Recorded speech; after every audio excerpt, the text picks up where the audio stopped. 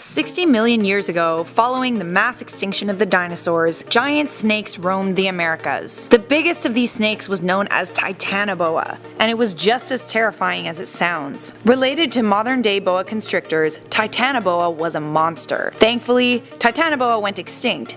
But what if it didn't? That's exactly what we're going to talk about right now on Life's Biggest Questions. Hello and welcome back to Life's Biggest Questions, the channel that asks the questions everyone else is too afraid to ask. I'm your host, Charlotte Dobre, and if you enjoy our content, leave a like, subscribe, and turn on those notifications. Is there anything scarier than a gigantic snake? Maybe me when I wake up in the morning. A team of scientists found a Titanoboa fossil at an open-pit coal mine in Colombia. The Titanoboa makes modern-day anacondas look like toys. According to fossils, Titanoboa was 12.8 meters or 42 feet long and weighed about 1,100 kilograms or 2,500 pounds. But because snake fossils are extremely hard to find, it's not completely out of the question that it could have grown to be even larger. It's believed that Titanoboa ate large turtles and Crocodilomorpha, which were essentially giant crocodiles. The Titanoboa lived in what is believed to have been the first recorded neotropical forest that ever existed, where Central and South America exist today. How did Titanoboa get so big? Well, back during the Paleocene era, the Earth was quite a bit warmer. The average temperature of its habitat was on average about 32 degrees Celsius or 90 degrees Fahrenheit. The warm climate allowed for cold-blooded snakes to grow very large, much larger than any snake we currently know of. Even to this day, as you move away from the equator, ectothermic animals decrease in size. Titanoboa became the rainforest's top predator, and for good reason.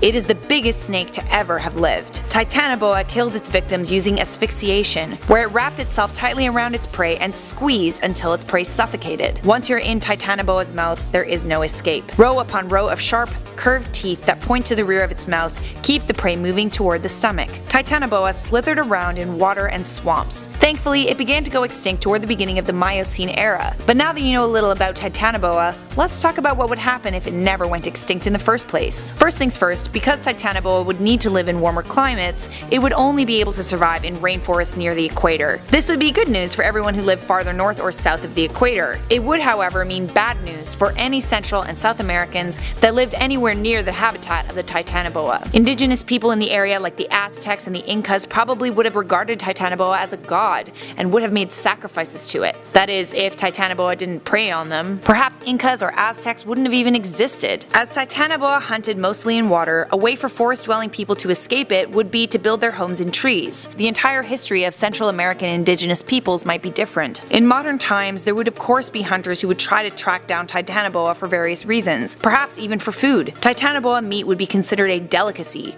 one food connoisseurs would be eager to put on their plates. But catching a Titanoboa would not be easy. Navigating the difficult, swampy terrain of the rainforest would be, needless to say, hard. But one thing you could do to lure it close would be to set a trap. Crocodiles, the Titanoboa's main food source, also lived until modern day. Set a trap with a crocodile and wait for a boa to come to you. Once it devoured its meal, like most snakes, it would be tired and less likely to attack. This would be the perfect time to strike. At the same time, countless books and television shows would be made about the Titanoboa. Nature shows like BBC's Planet Earth would do everything in their power, even risk lives to get footage of it. It's not likely that it would be kept in zoos. After all, it's huge and it would have to be fed crocodiles. No one knows exactly why Titanoboa went extinct. The main theory is that the temperature of the earth began to cool.